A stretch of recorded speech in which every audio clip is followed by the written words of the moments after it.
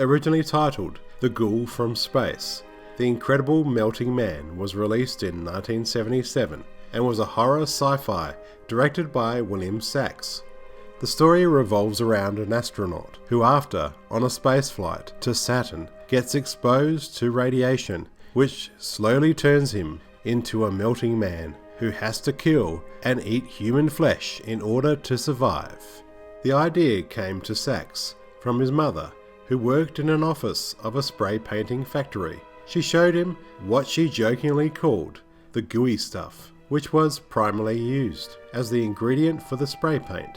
William Sachs originally studied business and accounting, but hated it.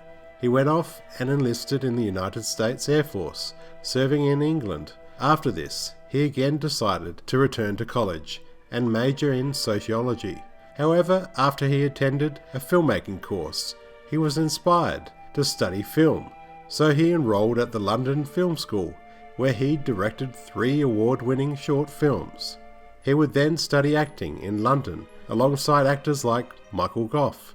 After his time in England, he would return to the US, directing a few short films including Dear Mrs. Smith and This Is Ford in 1968, before starting to rework films which were considered problematic, including the film Joe in 1970, but he declined his co-director credit, so sole credit was given to director John G. Avildsen.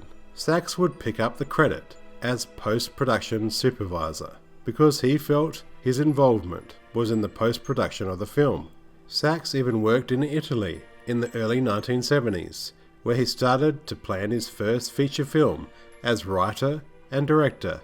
The film was titled There Is No Number 13 and was screened at the Berlin Film Festival in 1974, receiving much praise and attention. He would follow with the 1976 satirical documentary called Secrets of the Gods, also known as The Force Beyond. He then wrote and directed the horror sci-fi The Incredible Melting Man in 1977. During the writing and shooting process, Sachs was heavily influenced by films like The Night of the Living Dead. The screenplay was originally intended to be a parody of horror films, paying homage to monster movies of the 1950s. His main inspiration came from the sci-fi horror film First Man into Space in 1959, and if you look at The Incredible Melting Man, he borrowed many elements from the 1959 film, and the plot was somewhat similar, with the main character, who is an astronaut who, after returning to Earth, slowly turns into a monster. The Incredible Melting Man was even thought to be an unofficial remake of First Man into Space, and some say that the final film was also majorly influenced by the Quatermass Experiment, which was a British horror film, which was also a film about an astronaut who begins to mutate into an alien organism after a spaceflight. But Sachs had never seen either of these films and thought his screenplay had a very different structure to it. The budget for The Incredible Melting Man was extremely low, so low in fact that they couldn't even afford the stock footage of Saturn for the opening scene, so public domain footage was used in the scene where the ship, the Scorpio 5, orbits the Sun. Producer Max Rosenberg, best known for his horror and supernatural films, would provide the finance of the film. Samuel W. Gelfman was the film's producer, and the film was shot through American International Pictures, which served as both the production company and the distributor. The film would take 14 days to shoot. The main element of the film would be the gory makeup effects. For this, Sachs would hire a young makeup effects expert by the name of Rick Baker. Baker already had experience and originally worked under the legendary makeup effects master Dick Smith, working as the assistant to prosthetic makeup on the 1973 shocker The Exorcist. Soon after this, he was hired by director Larry Cohen to design and create The Mutant Infant in the 1974 horror It's Alive. He also did the makeup effects for the film King Kong in 1976. Originally, Baker was quite resistant in taking the job on The Incredible Melting Man and felt he had moved past B-horror pictures at this point in his career. Baker came on board after he threw out a high figure for his work, and the producers accepted it. Baker originally created 4 distinct stages of makeup design, so that the main character's body would appear to melt gradually, but the stages were ultimately cut from the final film for being too gory. He designed facial appliances that simulated the melting flesh, which was covered with gooey liquid, which would drop off as he walked. Baker created a number of gruesome appliances that were never used in the film because star Alex Rebar would refuse to wear them. For the gruesome effects, he would create a slightly oversized skull-shaped helmet for Rebar to wear, which was painted a flesh colour and covered in a gooey mix of syrup and paint, a mix which would have to be painstakingly reapplied for every take. Apparently Rebar was impatient and difficult throughout the extensive makeup sessions. Makeup effects expert Rob Bottin was uncredited in the film, working with Baker on a number of films prior, and handpicked Bottin after seeing Bottin's illustrations. He hired him at the age of 14. In later years, Bottin would go on to work on films like The Thing, The Howling, and Explorers in 1985 for Joe Dante. In later years, Bottin was inspired by Baker's effects for The Incredible Melting Man, and while working on RoboCop in 1987, paid homage to The Incredible Melting Man in one scene, when the bad guy pursuing RoboCop accidentally rams his van into a vat of toxic waste, causing his flesh to melt off. Alex Rebar was cast as the Melting Man, Steve West.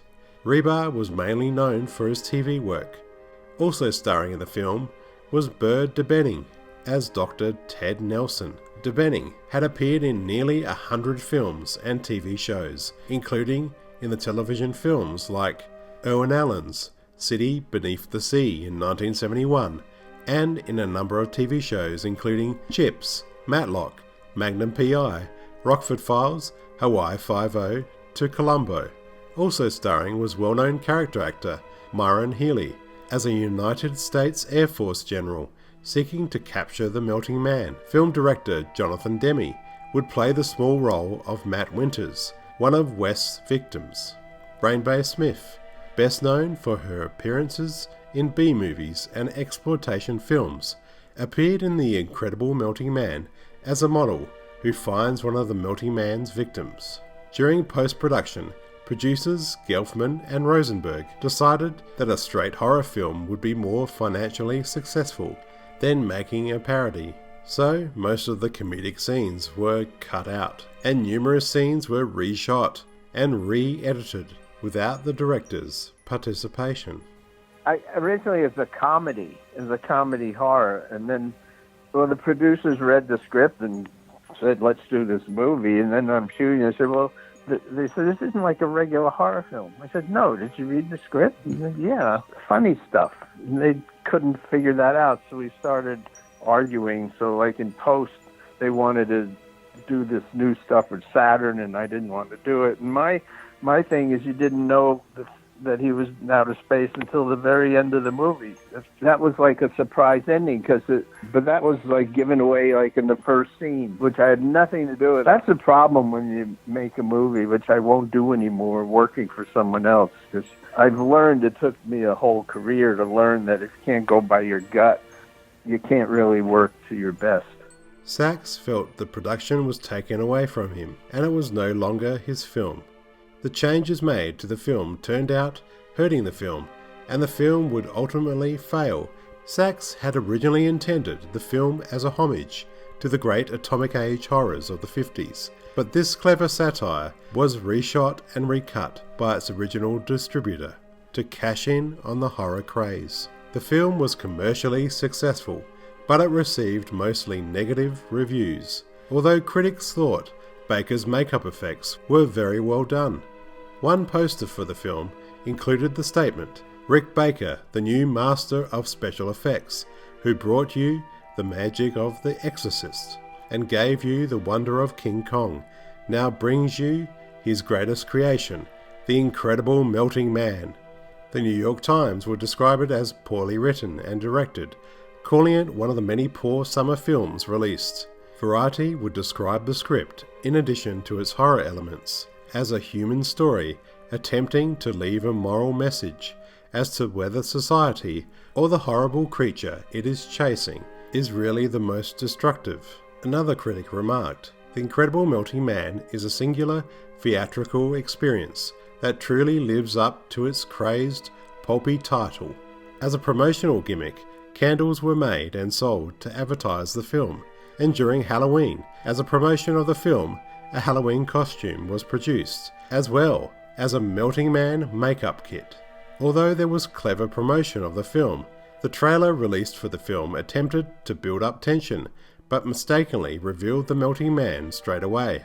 The advertisements for the film described the movie as the first new horror creature.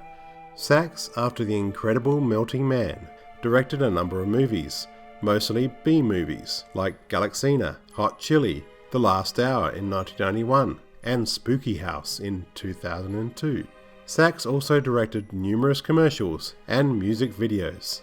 The Incredible Melting Man wasn't what director William Sachs intended the film to be, thanks to the interference of the film's producers, who reshot and recut the film from Sachs' original version of a parody of B horror pictures, which the producers thought would not work. The Incredible Melting Man was financially successful, but critically panned by critics.